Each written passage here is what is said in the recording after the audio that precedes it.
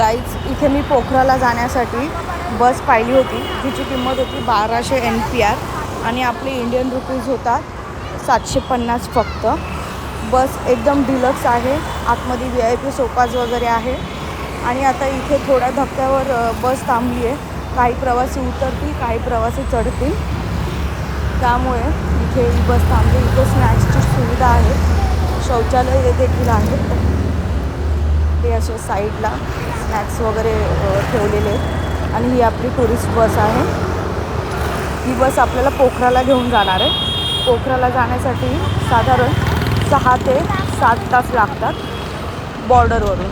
जी आपण काल सोनोली बॉर्डर बघितली, त्या बॉर्डरवरून पोखराला जाण्यासाठी 6 ते 7 तास लागतात साधारण.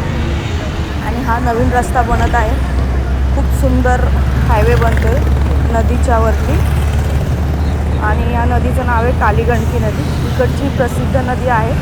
जसे आपल्या गंगा नदीला जेवढं महत्त्व आहे तेवढं महत्त्व ह्या कालीगंडकी नदीला आहे.